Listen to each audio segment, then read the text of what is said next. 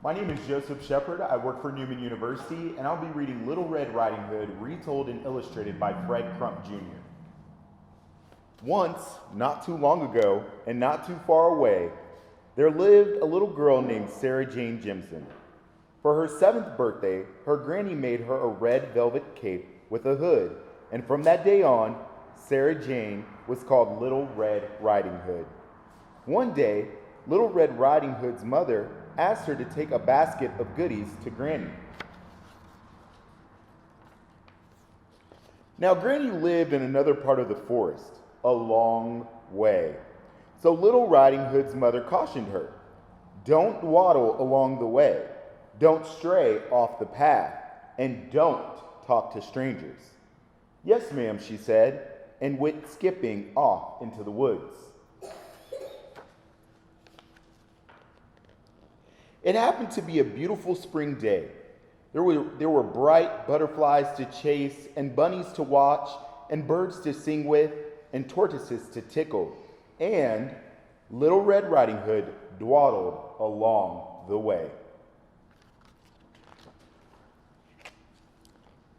And, oh my, such glorious flowers everywhere. Surely a little bouquet of flowers would cheer Granny ever so much. And Little Red Riding Hood strayed off the path picking flowers, way off the path.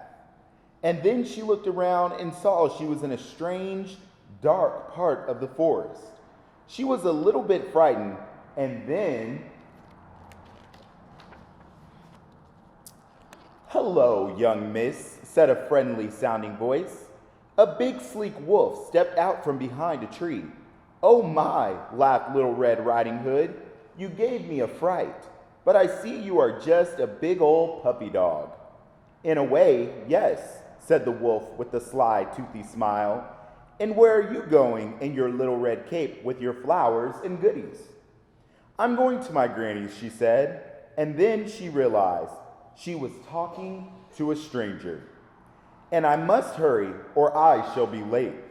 And she ran off to find the path. Perhaps we shall meet again," called the wolf. And then with a growly chuckle, he added, "Soon." Well, it seems this sly old wolf knew all parts of the forest, and he knew where Granny's cottage was. So he took a quick shortcut through the woods, and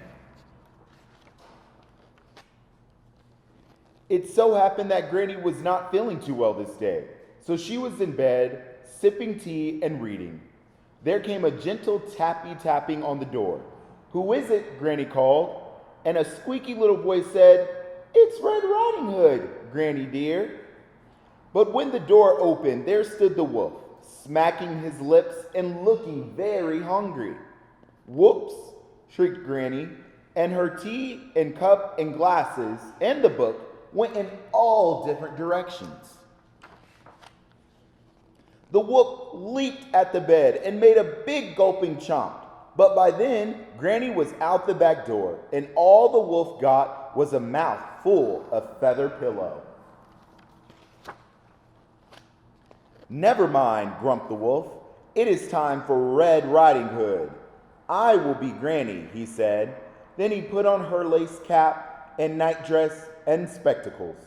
There came a knock at the door. Just in time, the wickled wolf jumped under the covers and called in a quavery granny voice, "Come on in, dear."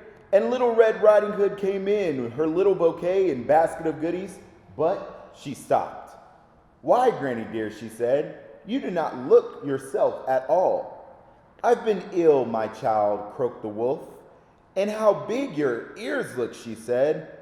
"The better to hear you with, my dearie dear," said the wolf. "And your eyes are like saucers. The better to see you with, my little sunshine," cracked the wolf. "And Granny," said Red Riding Hood, "how very big your teeth look today." "All the better to eat you with, my dumpling," laughed the wolf. Then he leaped out of the bed and grabbed Little Red Riding Hood. But just in time, the door flew open with a crash. Granny had found the woodcutter. He rushed in shouting and swinging his axe. "Uh-oh," whimpered the wolf when he saw the axe, and he let go of Little Red Riding Hood. Then he gave a frightened yowl and ran out the door in a panic with the woodcutter right at his heels. The cowardly wolf ran so far and so fast that he finally got away, but he was never ever seen in the forest again. Then Granny and the woodcutter and Red Riding Hood had a tea party with a basket of goodies. There were crispy cucumber sandwiches and juicy cherry tarts, and Granny made hot cinnamon tea. And they laughed and laughed at the sight of the wolf in Granny's clothes. Little Red Riding Hood thanked the woodcutter for saving her, and she kissed her Granny on the nose and wished her good health. Then she said goodbye and started back home. But this time, she didn't dawdle, she didn't stray from the path, and she didn't speak to any strangers.